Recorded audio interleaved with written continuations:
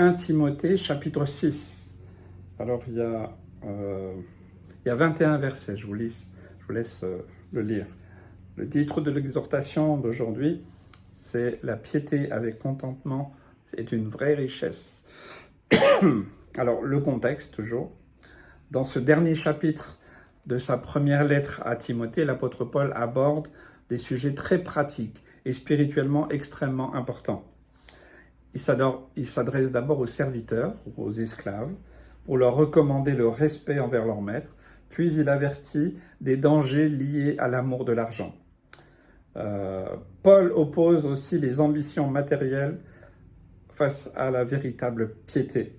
Enfin, il exhorte Timothée à persévérer dans sa vocation, à fuir les passions mauvaises, et il conclut sa lettre avec des recommandations vis-à-vis des riches et un dernier appel solennel, et qu'il garde fidèlement, que Timothée garde fidèlement le bon dépôt, le dépôt qu'il a reçu, le dépôt de la foi.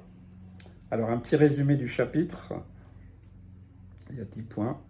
Le devoir des serviteurs, du verset 1 à 2. Paul exhorte les esclaves chrétiens à honorer leur maître, surtout s'ils sont croyants, afin que le nom de Dieu ne soit pas blasphémé. Peut-être que ça vous paraît étonnant. Il faut se replacer dans le contexte. À cette époque, l'esclavage était pratique courante. N'oublions pas qu'en Europe, par exemple, l'abolition de l'esclavage, c'est arrivé seulement en 1848. Et en fait, ça nous parle aussi du travail, en fait, des relations entre ceux qui travaillent et puis les responsables, les dirigeants. Paul fait une mise en garde contre les faux docteurs et l'amour de l'argent, du verset 3 au verset 10. Paul dénonce ceux qui enseignent une doctrine différente de celle de Christ. Il explique que la piété ne doit pas être vue comme un moyen pour obtenir des choses, des gains, mais il met en garde contre l'amour de l'argent, racine de tous les maux. Il fait une exhortation personnelle à Timothée du verset 11 à 16. Et puis, Paul rappelle à Timothée de fuir justement ces choses, à poursuivre la justice, la foi, l'amour, la patience, la douceur, Corinthiens 13, Galates 5, 22. Il lui rappelle l'importance du bon combat de la foi et d'avoir un témoignage fidèle. Puis aussi, il donne une instruction aux riches, versets 17 et 19. Les riches de ce monde ne doivent pas mettre leur espoir dans les richesses certaines, mais en Dieu. Ils sont appelés à faire le bien, à être généreux et à s'attacher à ce qui est éternel. Il y a la conclusion et l'avertissement du verset 20 à 21. Paul termine sa lettre en exhortant Timothée à garder le bon dépôt, à éviter les discours profanes et les contradictions d'une fausse science. Alors, toujours, les leçons pratiques qu'on peut en tirer aujourd'hui. J'en ai trouvé 8.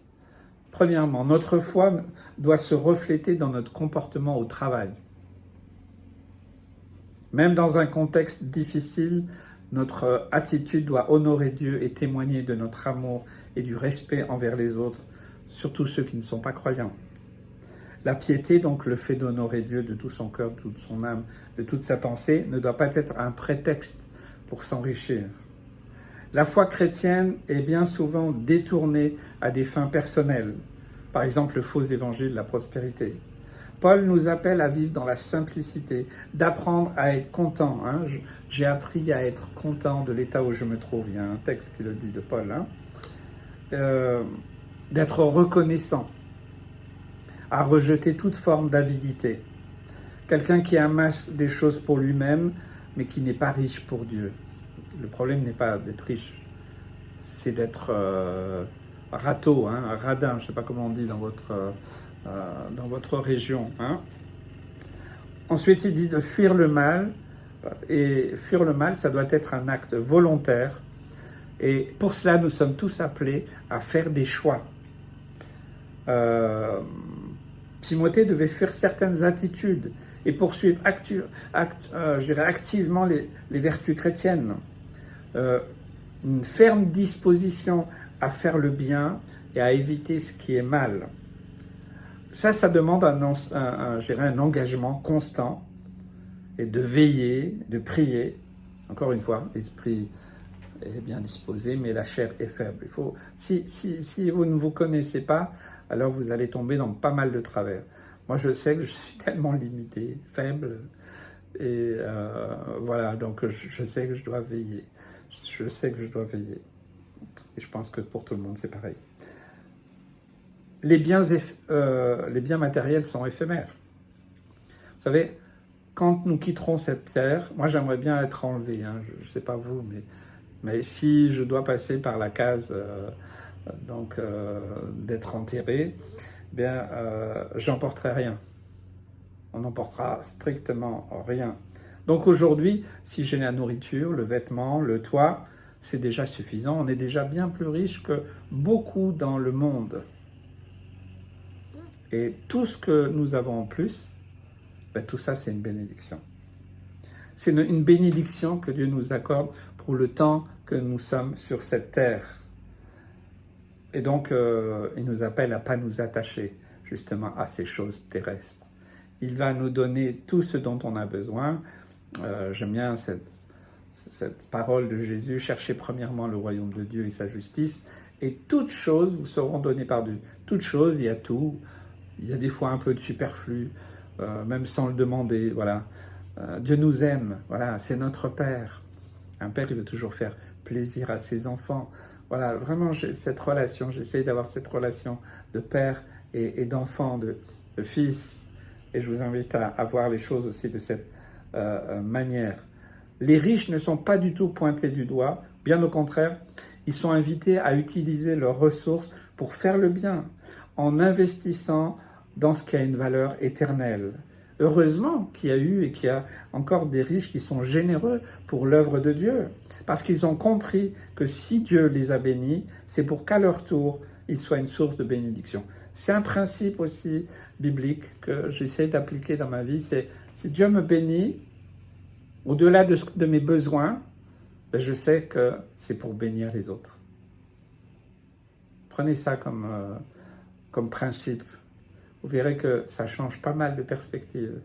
Et ça me permet encore de vivre des choses assez particulières. C'est tout simplement, c'est pas pour me mettre en avant, mais juste pour vous aider. Par exemple, vous savez, aujourd'hui, on n'a plus beaucoup d'argent en espèces, on a toujours les cartes. Et depuis un certain temps, je prends des billets, alors je me laisse inspirer de la somme et que je mets dans mon porte-carte, justement. Et puis j'ai dit, Seigneur, voilà, c'est pour toi, voilà, conduis-moi. Et vous savez, Dieu ne se trompe jamais. Combien de fois je me suis trouvé dans des situations vraiment où, et là je sentis vraiment le cœur, c'est là, c'est le moment. Hein. Par exemple, la semaine dernière, un frère m'appelle, il me dit, j'aimerais acheter des Bibles pour donner. Voilà, il n'avait pas beaucoup de moyens et il me dit ça fait 90 €. Ok, bon, j'ai rien dit de spécial, j'ai prié, j'ai vraiment... Et là, le Seigneur m'a mis à cœur de mettre 50 €. On m'avait dit il avait besoin de 90, c'est pas très sympa. Mais Dieu sait. J'ai appris à écouter et à obéir. Hein. On apprend encore. Et j'ai encore à apprendre. Et donc, je revois ce frère plusieurs jours après. Et puis, parce que j'avais dit, ben écoute, moi je veux bien participer, mais voilà, je donnerai 50 €. Hop, je savais que ça coûtait 90 €, mais moi j'avais reçu 50. Et quand il revient, il me dit, tu sais pas, j'ai rappelé donc ceux qui vont me livrer les Bibles, ils m'ont dit qu'ils allaient me faire un prix spécial et devine combien c'est. 50. Ben oui, voilà. Dieu sait. Donc, exerçons la générosité.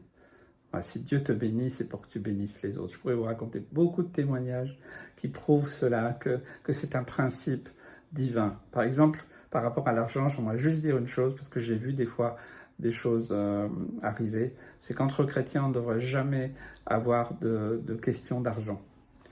Donc, prêter de l'argent, c'est à moins que ce soit vraiment des grosses sommes, et puis dans ce cas-là, il y a des engagements, voilà. Mais sinon, évitez de prêter de l'argent. Personnellement, je préfère donner, pas retenir, parce que déjà, quelqu'un qui a besoin d'argent, c'est qu'il est déjà en difficulté. Et des fois, ça fait des histoires. J'ai vu, malheureusement, toutes ces années, j'ai vu quelquefois, des fois, des conflits entre des chrétiens à cause de ça, parce que, voilà, donner, voilà, au lieu de prêter. C'est simplement un conseil, là, c'est pas écrit dans la Bible, mais c'est un conseil que j'ai pu expérimenter. Les leçons spirituelles, et puis on va terminer. Le contentement est une source vraiment de grande richesse spirituelle. J'ai appris à être content de l'état où je me trouve. Est-ce que tu es content? Les Français, vous savez, ils ont une réputation dans le monde, c'est que ce sont des râleurs. Il paraît qu'on râle partout, on râle tout le temps. Bon, c'est peut-être un peu un cliché, tout le monde ne râle pas, heureusement. Mais c'est vrai, moi-même, je dois aussi lutter par rapport à des fois, on a tendance à râler. Et j'ai tendance des fois à râler. Très vite, le Seigneur m'interpelle, tais-toi. Et voilà, vous savez, tout ce qui vient ternir la paix, c'est pas bon. Mais le contentement, c'est vraiment puissant. Dès le matin, merci Seigneur pour le souffle de vie que tu m'as donné. On prie à table. Vous savez, beaucoup de chrétiens maintenant ne prient même plus à table. Encore une fois, ce n'est pas un jugement. Je vous invite à le refaire si vous ne le faites plus. On remercie le Seigneur. Est-ce que vous savez ce qu'on mange aujourd'hui? Avec tous ces produits, tous ces engrais, toutes ces choses. Il y a intérêt de prier, je vous assure. Et ce n'est pas une prière automatique, mais vraiment, prier pour bénir, pour purifier la nourriture. Et je crois vraiment que c'est important d'être content. J'espère que vous avez élevé vos enfants, si vous en avez, à dire merci. Vous savez, des enfants qui disent jamais merci, il y en a. C'est terrible. Je vous assure que c'est pas agréable. Des fois, les parents, ils ont honte parce que ils disent même pas bonjour à quelqu'un. Et ça dénote quelque chose. Non, nous, on a pris nos enfants. Moi, j'ai eu 4 enfants. On en a perdu un, mais nos 3 enfants, on les a élevés. Vous dites merci. Hein. Voilà, apprenez à dire merci, à remercier, à apprécier. Je pense que ça, c'est vraiment très important aussi dans le domaine spirituel. Parce que le contentement nous permet de rester dans la paix, dans la joie, quels que soient les événements et les situations que nous traversons. Elle nous évite grandement de tout le temps nous apitoyer sur nous-mêmes et de nous plaindre. Est-ce que vous allez, quand vous avez des problèmes, est-ce que vous allez aller vers quelqu'un qui se plaint tout le temps? Mais non, il ne va pas m'aider, il va simplement parler de ses problèmes. Alors, on n'est pas dans le déni, hein. Tout va bien, tout va très bien, Madame de la Marquise, à part que le château brûle. C'est pas ça, on n'est pas dans le déni. Mais notre joie, la source de notre contentement, il est au fond de notre cœur. Ce que Jésus a déposé, c'est ça notre joie, notre espérance, la paix, parce qu'il est là, il est avec nous. Mais bien sûr, on traverse aussi des temps difficiles. Être satisfait de ce que Dieu nous donne libère notre cœur des chaînes de la convoitise et ouvre la voie à une véritable paix intérieure. Le bon combat de la foi est d'une vocation noble. Combattre le bon combat de la foi signifie qu'avec l'aide du Saint-Esprit, nous nous tenons fermement à ce qui est écrit dans la parole de Dieu, en nous considérant comme morts à ce que nous ressentons et nous comprenons, en ne laissant pas le péché dominer dans notre corps et en n'obéissant pas à ses désirs pécheurs. Vous savez, on parle des fois, nous, les pasteurs, de la mort à soi-même, de se soumettre à Christ. Des fois, les gens, qu'est-ce que c'est ça? Mais vous savez, un mort, vous pouvez l'insulter, vous pouvez le taper, vous faire absolument tout ce que vous voulez. Un mort, il ne bougera pas, il ne dira rien. Eh bien, c'est mourir à notre chair, à notre orgueil, notre égoïsme, à notre suffisance. C'est ça qui doit diminuer. C'est là où le Saint-Esprit vient. Moi, je sais que c'est dans ces domaines-là, au quotidien, que Dieu vient et il agit. Peut-être que ce n'est pas comme ça pour vous. Peut-être que vous êtes parfait, je suis désolé. Moi, je ne suis pas parfait. Et je ne me laisse pas non plus dominer par ces choses. Paul encourage Timothée à persévérer dans la foi, à affirmer son témoignage, à garder en ligne de mire la vie éternelle comme sa récompense ultime. C'est ce que Dieu nous appelle aussi à vivre. Ici-bas, vous n'aurez pas tout ce que vous voulez. On n'aura pas tout ce qu'on veut. Et c'est sûr, et je ne suis pas un prophète de malheur, mais je suis contre faux évangile à l'eau de rose qui dit, vous savez, tout va bien se passer. Non, il y aura encore des épreuves, il y aura des difficultés, il y aura peut-être de la maladie. Mais tout cela est passager, parce que nous avons une espérance. Mais notre espérance, elle n'est pas sur cette terre. Elle est là-haut, dans les cieux. C'est pour ça que nous devons, bien, dans toutes les situations, lever les yeux vers le ciel. Là-haut, mon Sauveur m'attend. Il a préparé une place. Voilà. Et ça peut nous apaiser. Ok, Seigneur, oui, c'est dur. Aide-moi à traverser cette épreuve. Vous savez, souvent, on prie pour que Dieu enlève l'épreuve. La bonne prière, c'est « Seigneur, fais-moi traverser cette épreuve. Tiens-moi debout. » Souvent, l'épreuve, elle dure beaucoup moins longtemps. Parce que plus on râle, plus on crie, plus on n'est pas content, plus truc, eh ben, ça vient agir. Vous savez, il y a une relation avec le corps aussi. Hein. Le corps réagit quand on n'est pas bien. Voilà. Donc, du coup, ça dure plus longtemps. C'est qu'une parenthèse, c'est pas en plus immuable, ça peut ne pas être forcément le cas. Hein. Ce rappel glorieux au verset 16 nous ramène à la grandeur du Dieu que nous servons, grande, qui va bien au-delà de toute compréhension humaine. Garder le dépôt de la foi, c'est une responsabilité vraiment cruciale.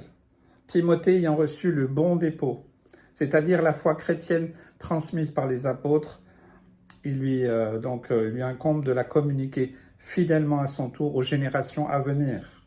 Cela signifie pour Paul de protéger et faire resplendir le don reçu, prêt à donner sa vie pour répandre la joyeuse nouvelle qu'est l'Évangile.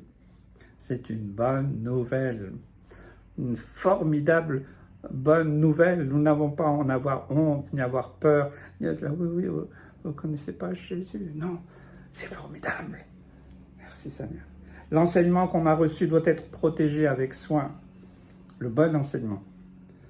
Sinon, il vaut mieux reprendre des cours bibliques de base, équilibrés. C'est ce que nous invitons dans notre assemblée locale à faire. Parce que nous sommes dans un monde rempli de mensonges, rempli de philosophies trompeuses. Ce n'est pas que du temps de Timothée.